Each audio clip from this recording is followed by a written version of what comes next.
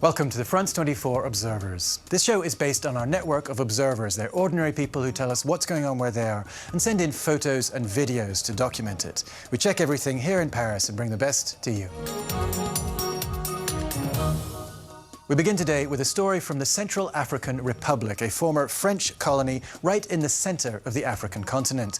The country is facing a new uprising from rebels who feel excluded from power by President Francois Bozizé. They have been threatening to march on the capital, Bangui, and the president has asked young Central Africans to help defend the city. But locals say the youths, known as Young Patriots, are harassing and intimidating them instead of protecting them. Our observer, who we'll call Hervé, filmed the Young Patriots in action. To film, you have to be very careful. It's very dangerous. If they see you, they'll think you're going to give the video to the rebels.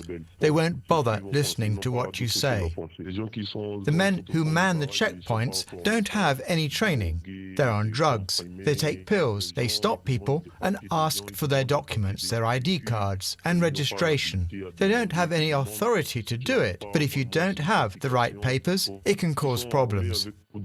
They're armed with bows and arrows and machetes. They stay in the shadows on the edge of the road. You can't recognize them. It's dangerous. It often comes down to personal score settling. The government has started replacing some of the checkpoints with proper police, but there are still checkpoints on smaller roads. The shops are closed. Their owners have locked up their goods to keep them safe, and young men with machetes are protecting the neighborhoods. People are still very nervous. Now to Hong Kong, where tens of thousands of people turned out on New Year's Day for a protest against the territory's chief executive, Leung Chun-ying. They accuse him of trying to cover up illegal construction work done at his home. Now, the same day, there was a much smaller demonstration of people supporting Mr. Leung, who's close to the central government in Beijing. Our observer says the pro-government demonstrators were paid to be there. Now, she knows because she took the money and filmed it. We registered via a phone number that is distributed on Facebook. And when we arrived there, they stamped a sign on our hand so as to recognize us when the rally ends. After the rally, we wait for them to give us cash. But they realized there are reporters around, so they play it safe by waiting.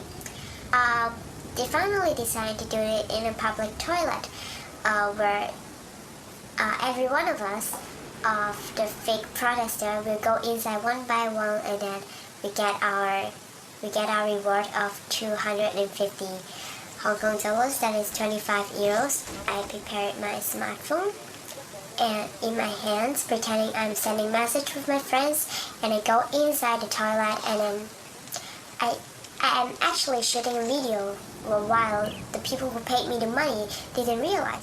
When there are demonstrations or protests happening in China, the communist government will usually deal with it by using a brutal police force to crack it down. But in Hong Kong, they cannot do this, so they pay people so that they could take it on the street to support the government. But it's all fake. The government is not directly behind all this, but I can say no doubt they're indirectly behind us. The local groups who organized the counter-demonstration say they know nothing about the payments shown in the video. Now for our weekly roundup of stories and images sent in by our observers. First up, Mali in West Africa. The northern part of the country has been in the hands of Islamist insurgents for more than 9 months, and they've been imposing their own form of Islamic justice. Here's a video posted online by one of the groups, Mujao. It shows a suspected thief having his hand amputated and a man accused of rape getting 100 lashes. Our observer says the Islamists stage such punishments in public. They tell local journalists to show up and spread the word, he says, but local residents mostly stay away from the gruesome spectacle. Now to Cairo in Egypt, the chic district of Heliopolis, or the formerly chic district. Locals say that since the revolution, their splendid tree-lined avenues have been losing their trees. Our observer, Michelle Hanna, says the crews supposed to maintain the trees have instead been cutting them down indiscriminately. He says the local authorities are doing nothing about it, and nothing to stop residents pruning the trees themselves to keep bird droppings off their expensive cars. Last stop, China, with a photo of the country's future prime minister, apparently visiting rundown housing. It was published by the official Xinhua news agency, with the caption, Li Keqiang, the man who puts the people first. But it seems he wasn't really there.